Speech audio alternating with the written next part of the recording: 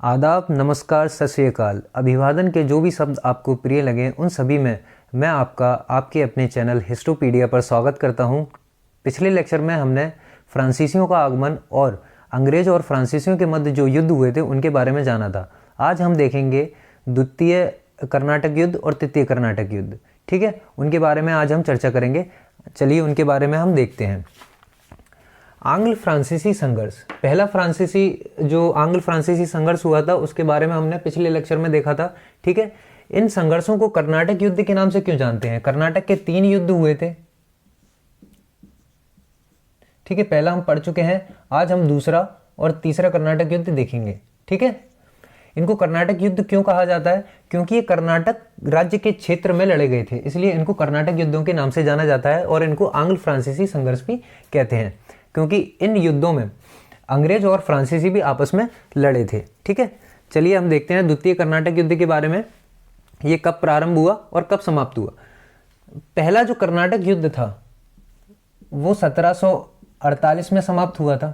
ठीक है, एक्सला-शापेल की जो संधि हुई थी, एक्सला-शापेल की संधि, उसके तहत ये समाप्त हुआ था।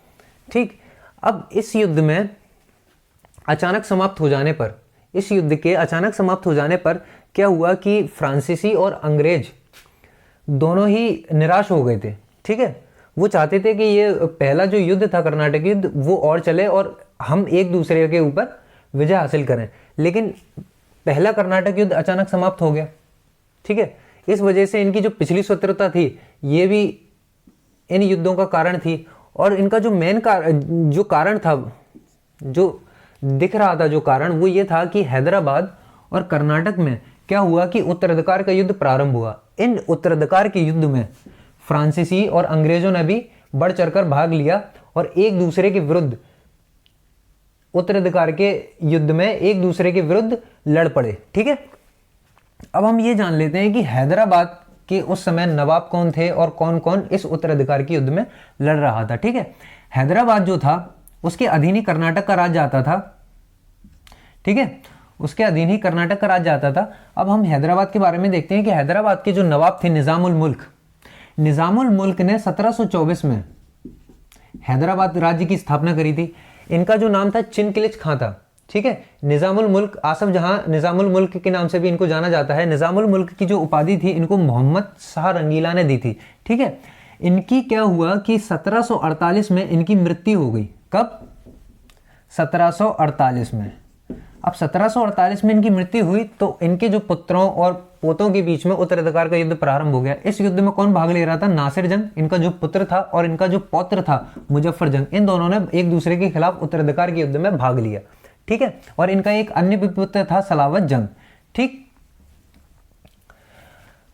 और कर्नाटक के नवाब कौन थे उस समय? हमने जब पहला कर्नाटक युद्ध पढ़ा था पिछले लेक्चर में, उसमें देखा था कि पहले कर्नाटक युद्ध के समय कर्नाटक के नवाब थे अनवरुद्दीन। कौन थे? अनवरुद्दीन। देखना, थोड़ा ध्यान से देखो, अनवरुद्दीन पहले कर्नाटक युद्ध के समय से ही नवाब थे। लेकिन हम ये देखते हैं कि जो दोस्त अली थे उनके पुत्र थे अनवरुद्दीन और इनके जो दामाद थे वो थे चांद साहब। यानी ये एक दूसरे में कौन हुए? जीजा साले। ठीक है, ये जीजा हुए और ये साले हुए।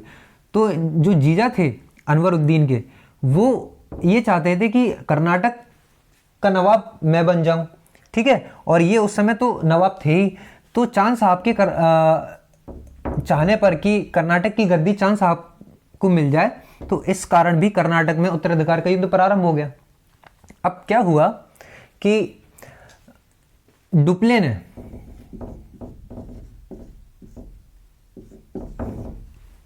मुजफ्फर जंग के साथ संधि कर ली और चांद साहब के साथ संधि कर ली। किसके साथ संधि कर ली? मुजफ्फर जंग और चांद साहब के साथ। ठीक है,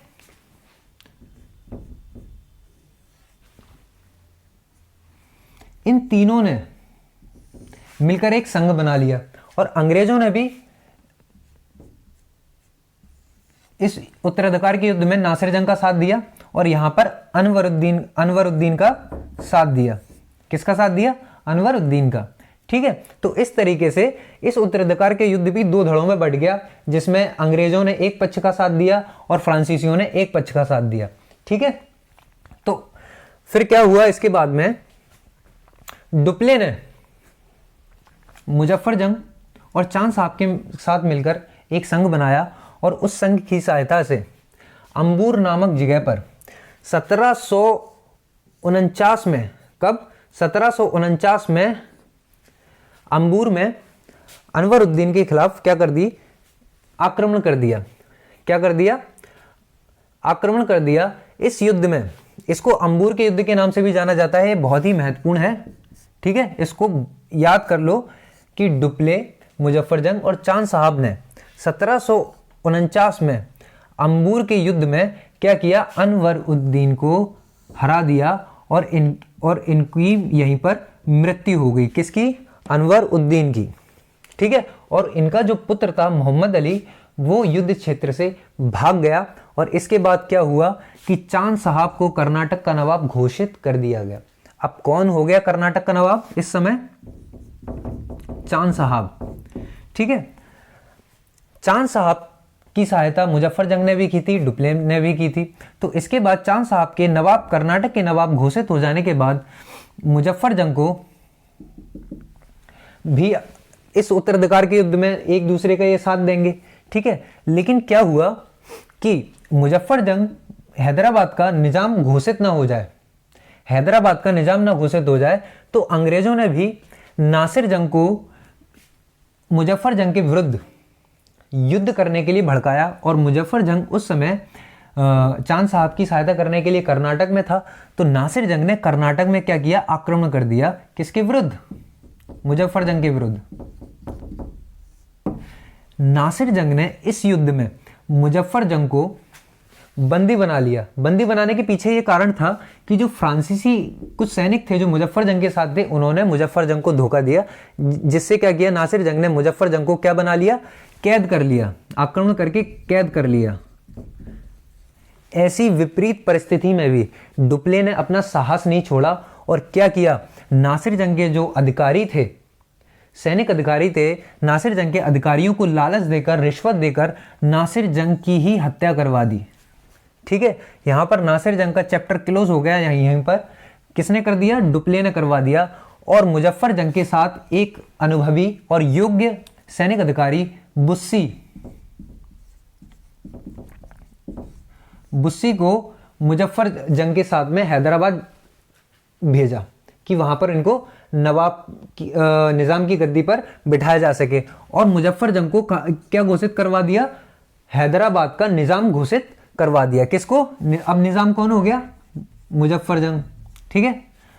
लेकिन क्या हुआ कि कुछ फ्रांसीसी सैनिकों ने, अधिकारियों ने मुजफ्फर, रास्ते में जाते समय इसकी ही हत्या कर दी, मुजफ्फर जंग की, ठीक है। रास्ते में ही मुजफ्फर जंग की हत्या हो गई। तो बुस्सी ने क्या किया, जो नासिर जंग का छोटा भाई था, इसका छोटा भाई सलावत जंग, इसको हैदराबाद की गद्दी पर बैठा दिया और सलावत जंग को क्या घोषित कर दिया? निजाम, ठीक है। मतलब अब हैदराबाद पर किसका प्रभाव हो गया? फ्रांसीसियों का। सलावत जंग पर भी किसका प्रभाव था? फ्रांसीसियों का। तो जब सलावत जंग को निजाम घोषित किया गया तो सलावत जंग ने इससे खुश होकर फ्रांसीसियों के उत्तरी प्रदेश के कुछ क्षेत्र फ्रांसीसियों को दे दिए, ठीक है। और चांद साहब ने भी जब इनको नवाब घोषित किया था तो इन्होंने भी 80 गांव किसको दिए थे? फ्रांसीसियों को। कहां पर दिए थे? पांडिचेरी के पास में चांद साहब ने 80 गांव दिए थे, ठीक है, सहायता से खुश होकर फ्रांसीसियों की। तो इस तरीके से अभी तक डुप्ले के सारे प्रयास जो थे वो सफल रहे थे, ठीक है, सारे प्रयास सफल रहे थे। और पूरे दक्षिण में, संपूर्ण दक्षिण में किसका प्रभाव हो गया? फ्रांसीसियों का। और इस प्रभाव को स्थापित करने में सबसे ज्यादा किसका योगदान था? ड्यूप्ले का। किसका? ड्यूप्ले का, ठीक है। लेकिन अंग्रेज भी पीछे हटने वाले नहीं थे। अंग्रेजों ने क्या किया कि एक योग्य एक अधिकारी को, थॉमस सैंडर्स को क्या किया? मद्रास का गवर्नर बनाकर भेजा। कब? 1750 में। यहीं से टर्निंग पॉइंट शुरू होता है। अभी तक तो सारी स्थिति परिस्थिति सब फ्रांसीसियों के पक्ष में जा रही थी, लेकिन अब यहां से अंग्रेजों के पक्ष में जाना शुरू हो जाएंगी धीरे धीरे। अब देखिए कैसे, अब ये टर्निंग पॉइंट क्यों बोल रहा हूं मैं, क्योंकि यहां से सैंडर्स आते हैं। ठीक है, थॉमस सैंडर्स जो थे वो बहुत योग्य और दूरदर्शी थे और साहसी भी थे। ठीक है, समझदार व्यक्ति थे। तो इन्होंने क्या किया, थॉमस सैंडर्स ने 1751 में जो अनवरुद्दीन का जो पुत्र था मोहम्मद अली, उसकी सहायता करने के उद्देश्य से कि हम मोहम्मद अली को नवाब बना दें कर्नाटक का, उसके लिए इन्होंने कर्नाटक के तिरुचिरापल्ली पर घेरा डाल दिया और मोहम्मद अली भी उसमें शामिल हुआ। दोनों ने मिलकर, थॉमस सैंडर्स ने और मोहम्मद अली ने मिलकर कहाँ घेरा डाल दिया, तिरुचिरापल्ली पर। ठीक है, और थॉमस सैंडर्स, अब मैंने कहा कि योग्य और दूरदर्शी था, तो उसने इससे पहले क्या किया कि मराठों और मैसूर और तंजौर को भी अपनी तरफ मिला लिया। इससे स्थिति और भी ज्यादा अंग्रेजों की तरफ झुक गई। ठीक है, और स्थिति जटिल होती गई। क्यों? क्योंकि डुप्ले पीछे हटने वालों में से नहीं था। चाहे स्थिति और परिस्थिति कैसी भी हो, डुप्ले पीछे हटने वालों में से नहीं था। ठीक है, तो इससे स्थिति और जटिल हो गई, क्योंकि तंजौर, मैसूर और मराठा, मोहम्मद अली और थॉमस सैंडर्स सब एक थे और डुप्ले एक तरफ था। किसके साथ में? चांदा साहब के साथ में। ठीक है, चांदा साहब, डुप्ले एक तरफ, मराठा, मैसूर, तंजौर, थॉमस सैंडर्स और मोहम्मद अली ये एक तरफ थे। ठीक है, तो इसी बीच एक घटना हुई, वो ये थी कि जो थॉमस सैंडर्स थे वो उस समय गवर्नर थे, लेकिन एक कर्मचारी था रॉबर्ट क्लाइव। कौन था? Robert Clive. इस इंसान को देख लीजिए, ये भारतीय इतिहास की दशा और दिशा बदलने वाला, डुप्ले के बाद सबसे ज्यादा महत्वपूर्ण शख्सियत वो है क्लाइव। क्लाइव ने ही भारत में अंग्रेजों की शक्ति को स्थापित करने में बहुत महत्वपूर्ण भूमिका निभाई और एक कर्मचारी के पद से बंगाल के गवर्नर के पद तक ये पहुंचा था। कौन?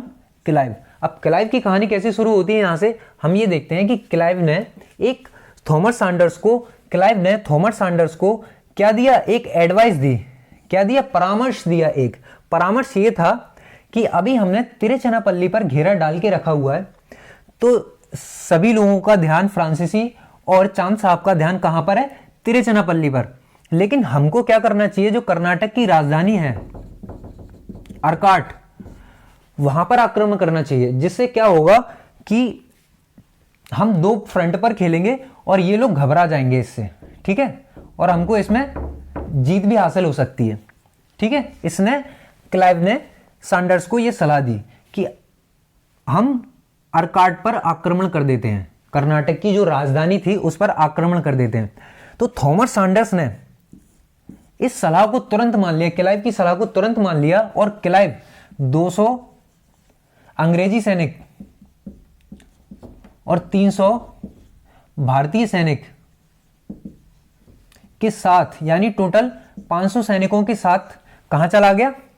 अर्काट में, कर्नाटक की राजधानी में घुस गया और उस पर अधिकार कर लिया। कर्नाटक की राजधानी पर क्या कर लिया? अधिकार। ये खबर मिलते ही चांदा साहब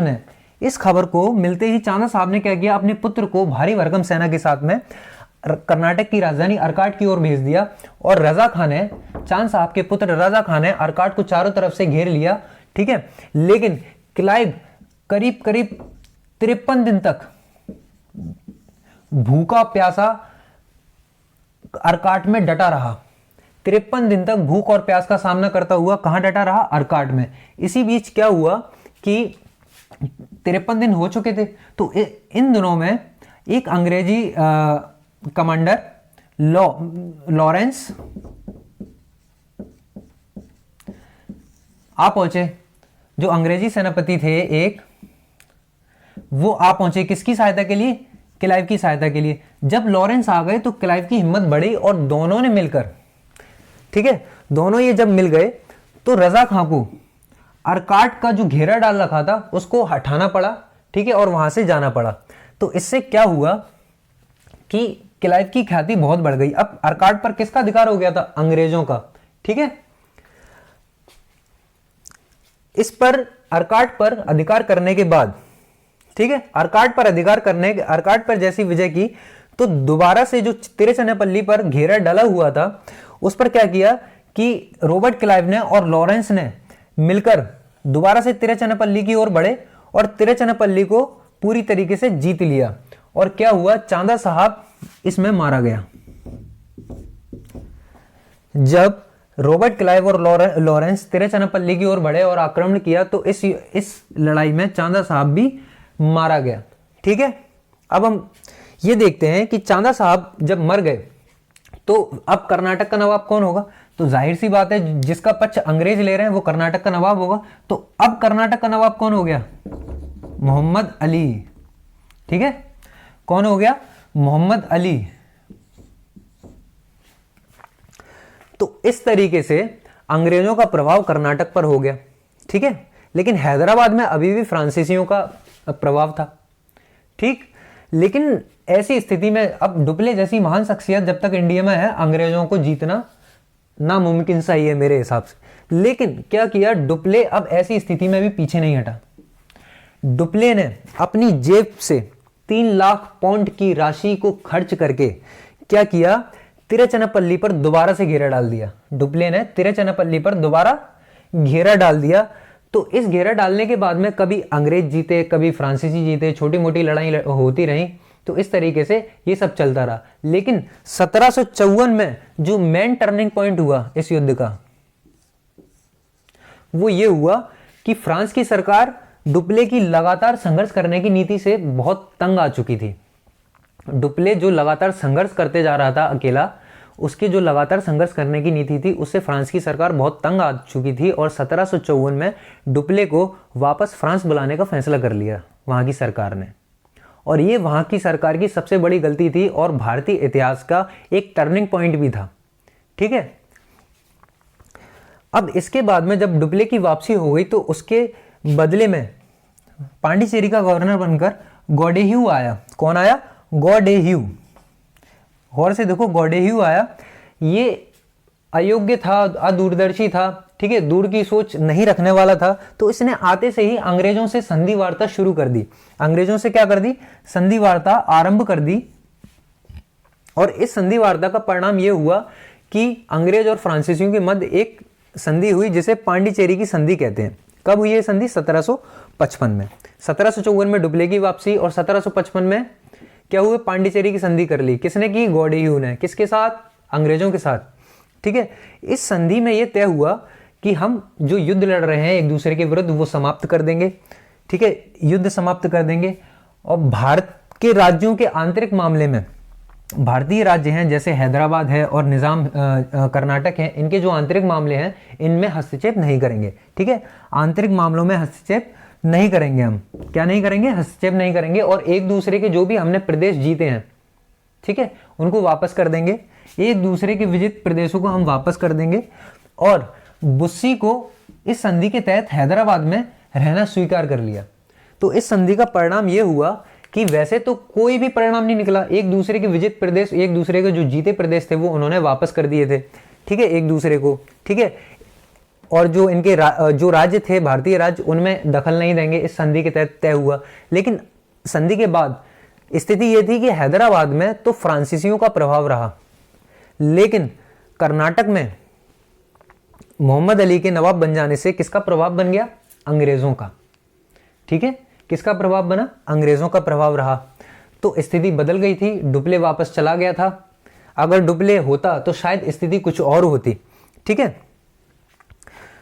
तो ये युद्ध की समाप्ति कैसे होती है, पांडिचेरी की संधि के द्वारा। ठीक है, इस युद्ध का परिणाम क्या हुआ, परिणाम यह हुआ कि यह युद्ध अनिर्णायक रहा। कोई निर्णय तो नहीं निकला, लेकिन इस युद्ध में फ्रांसीसियों के मुकाबले अंग्रेजों का पक्ष भारी रहा, क्योंकि उनका कर्नाटक में उनका नवाब बन चुका था, मोहम्मद अली नवाब बन चुका था जो उनका सहयोगी था। ठीक है, और हैदराबाद में फ्रांसीसियों की स्थिति पहले जैसी रही। ठीक, जब गॉडेह्यू ने इस संधि पर हस्ताक्षर किए तो क्या हुआ, गॉडेह्यू ने मैं जो पांडिचेरी की संधि को करवाने में सबसे ज्यादा योगदान गॉडेह्यू का था। ठीक है, तो इस संधि पर जो जब उसने संधि की फ्रांस की तरफ से। तो डुप्ले ने इस पर एक बात बोली, वो बात बहुत ही ज़्यादा सटीक है। क्यों? उसने ये कहा कि गॉडियू ने देश की बर्बादी और राष्ट्र के अपमान पर हस्ताक्षर कर दिए। डुप्ले ने कितनी बड़ी बात बोली थी, यानी उसको पहले से ही पता था कि ये सब कुछ होगा। तो डुप्ले ने पहले से ही बता दिया कि गॉडियू ने देश की बर्बादी और राष्ट्र के अपमान पर हस्ताक्षर कर दिए। और ये संधि एक तरीके से 1755 में हुई थी, ये अस्थायी सिद्ध हुई। और इसके बाद में यूरोप में अंग्रेज और फ्रांसीसी सप्तवर्षीय युद्ध जो हुआ था उसमें एक दूसरे के विरुद्ध लड़ पड़े और ये संधि अप्रासंगिक सिद्ध हुई, यानी इस संधि का कोई मतलब ही नहीं निकला। तो जब यूरोप में सप्तवर्षीय युद्ध प्रारंभ हुआ तो भारत में दोबारा से ये लड़ बैठे, ठीक है। लेकिन अब अंग्रेजों की स्थिति पहले से ज़्यादा सुदृढ़ थी और डुप्ले की भारत से वापसी हो चुकी थी, ठीक है।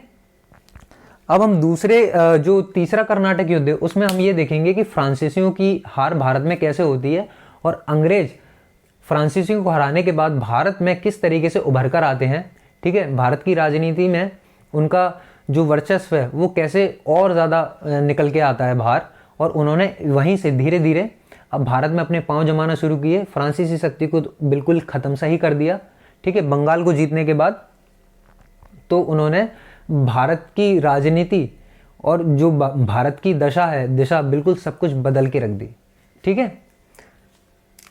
आप चाहें तो इसका स्क्रीनशॉट ले सकते हैं। द्वितीय कर्नाटक युद्ध के बारे में हमने देखा है कि जब ये युद्ध समाप्त हुआ तो किस संधि के तहत हुआ था।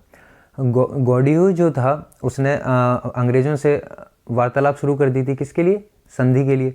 तो एक संधि हुई जिसे पांडिचेरी की संधि के नाम से हम जानते थे, ठीक है। 1755 में जब ये संधि हुई तो उस संधि में ये तय किया गया था, पहली बात क्या, एक तो युद्ध समाप्त कर देंगे, एक दूसरे के विजित प्रदेश हैं उनको वापस कर देंगे, और तीसरी बात उसमें ये थी कि भारत के जो आंतरिक मामले हैं, राज्यों के आंतरिक मामले में उसमें हस्तक्षेप नहीं करेंगे। चौथी चीज़ इसमें ये थी कि जो बुस्सी था फ्रांसीसी सेनापति, उसको हैदराबाद में रखना इस संधि के तहत स्वीकार कर लिया था। लेकिन इस संधि का अनुमोदन दोनों देशों की सरकार द्वारा किया जाना था, ठीक है, इंग्लैंड के द्वारा और फ्रांस के द्वारा। लेकिन यूरोप में एक महत्वपूर्ण घटना घटी, वहाँ पर क्या हुआ कि सप्तवर्षीय युद्ध प्रारंभ हो गया। किसके बीच में? अंग्रेजों और फ्रांसीसियों के बीच में सप्तवर्षीय युद्ध प्रारंभ हो गया, जिससे पांडिचेरी की संधि का कोई महत्व ही नहीं रहा, यानी वो एक तरीके से अप्रासंगिक सिद्ध हुई। तो इसी वजह से जब यूरोप में दोनों आपस में ये युद्धरत हो गए तो भारत में भी इन्होंने युद्ध प्रारंभ कर दिए आपस में लड़ने। तो इसी के बाद में फ्रांस की सरकार की आँख खुली, तो उन्होंने फ्रांस की सरकार ने 1758 में क्या किया कि वहाँ का जो योग्य सेनापति था काउंट डी लाली, उसको सेनापति बनाकर भेजा।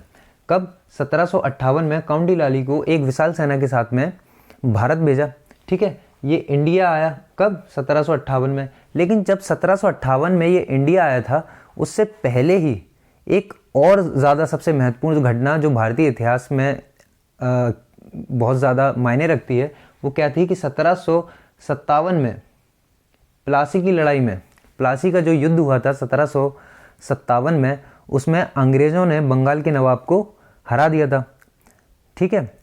बंगाल का नवाब कौन था उस समय? सिराजुद्दौला। सिराजुद्दौला को प्लासी की लड़ाई में अंग्रेज़ों ने हराया था और अंग्रेजी सेना का नेतृत्व रॉबर्ट क्लाइव और वाटसन कर रहे थे उस समय। कौन कर रहा था? रॉबर्ट क्लाइव और वाटसन, ठीक है।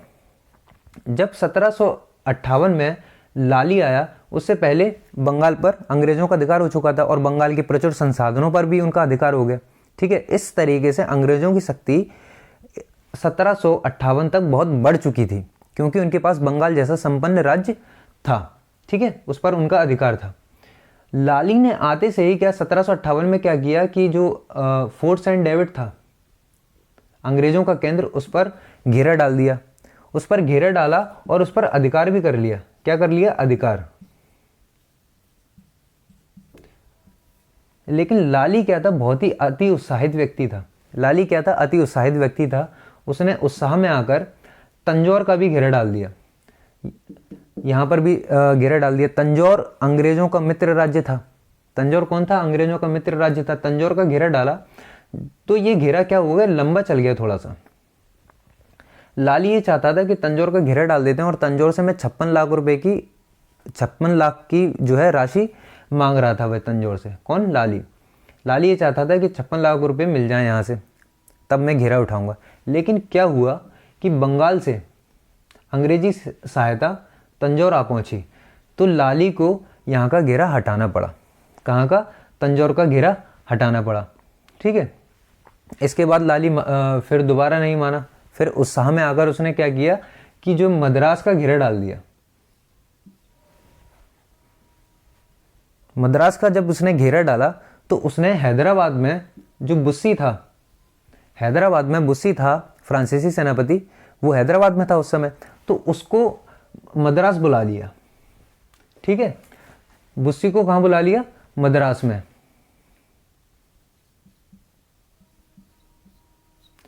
जब बुस्सी मद्रास आया तो हैदराबाद में अब फ्रांसीसियों का प्रभाव कम हुआ, तो इसी का फायदा उठा के अंग्रेजों ने जो हैदराबाद के उत्तरी प्रदेश थे, जो सलावत जंग ने फ्रांसीसियों को दिए थे उपहार स्वरूप, उन पर आक्रमण कर दिया और उन पर अधिकार कर लिया अंग्रेजों ने।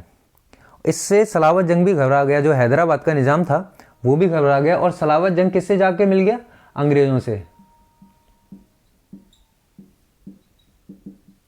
सलावत जंग अब किसका पक्ष लेने लगा? अंग्रेजों का। यानी वो अंग्रेजों के पक्ष में जा मिला और बुस्सी हैदराबाद में आ गया था। लेकिन ये घेरा भी कोई काम का ना रहा। ठीक है। ये घेरा भी कोई काम का ना रहा और क्या हुआ, यहाँ से भी फ्रांसीसियों को मुंह की कहानी पड़ी, लाली को मुंह की कहानी पड़ी और यहाँ से घेरा आखिरकार उठाना ही पड़ा। ठीक है। मद्रास का घेरा भी फ्रांसीसियों का असफल रहा। इस घेरे की असफलता के बाद फ्रांसीसियों का प्रभाव था वो भारत में कम होता गया, बहुत कम हो गया। इसी पर भारतीय इतिहासकार हैं आरसी मजूमदार, उन्होंने कहा है कि जो है इस अपमानजनक असफलता ने भारत पर फ्रांसीसियों के भाग्य को सभी प्रकार से बंद कर दिया है। उन्होंने मद्रास का घेरा जब असफल रहा था तो आरसी मजूमदार ने क्या कहा कि इस जो अपमानजनक असफलता है, इस अपमानजनक असफलता ने भारत पर फ्रांसीसियों के भाग्य को सभी प्रकार से क्या कर दिया है? बंद कर दिया है। ठीक है। फिर इसके बाद में 22 जनवरी 1760 में एक सबसे ज्यादा महत्वपूर्ण घटना होती है। ये बहुत ही ज्यादा महत्वपूर्ण है। 22 जनवरी 1760, डेट भी याद कर लेना इसकी। ठीक है। 22 जनवरी 1760 में अंग्रेजों और फ्रांसीसियों के मध्य, अंग्रेजों और फ्रांसीसियों के मध्य एक युद्ध हुआ जिसे वांडीवास का युद्ध कहा जाता है। वांडीवास मद्रास और पांडिचेरी के मध्य में स्थित है, एक जगह है वांडीवास। वांडीवास कहाँ है? मद्रास और पांडिचेरी के मध्य। ठीक है। यहाँ पर दोनों पक्षों के मध्य, अंग्रेज और फ्रांसीसियों के मध्य एक भीषण युद्ध हुआ। इस युद्ध में अंग्रेजों ने फ्रांसीसियों को बहुत बुरी तरीके से हरा दिया, बहुत ही बुरी तरीके से। इसके बाद फ्रांसीसियों की हालत खस्ता हो गई और अंग्रेजी सेना का नेतृत्व कौन कर रहे थे इस युद्ध में? Sir Eyre Coote. ठीक है। ये क्वेश्चन भी आता है कि वांडीवास के युद्ध में अंग्रेजी सेना का नेतृत्व किसने किया था? सर आयरकूट में। और फ्रांसीसी सेना का नेतृत्व कौन कर रहे थे? बुस्सी। ठीक है। फ्रांसीसी सेना का नेतृत्व कौन कर रहे थे? बुस्सी।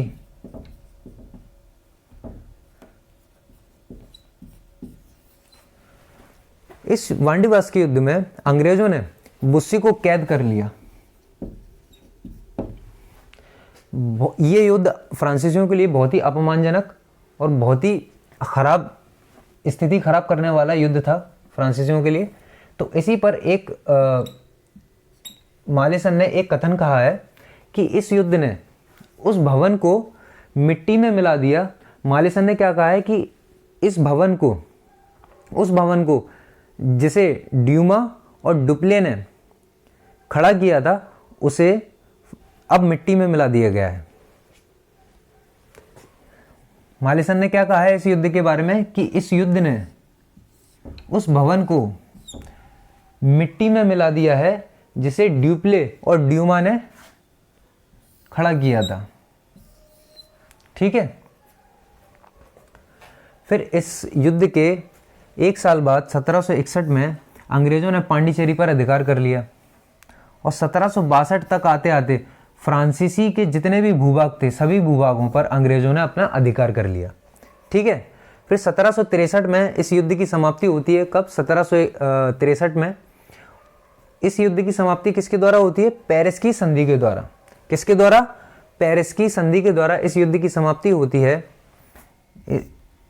और इस संधि में तय किया जाता है कि ये दोनों भारत में युद्ध समाप्त कर देंगे और 1749 तक, यानी 1749 तक फ्रांसीसियों के पास जो भी क्षेत्र थे वो क्षेत्र अंग्रेज फ्रांसीसियों को वापस कर देंगे, यानी पांडिचेरी को भी वापस कर देंगे एक तरीके से।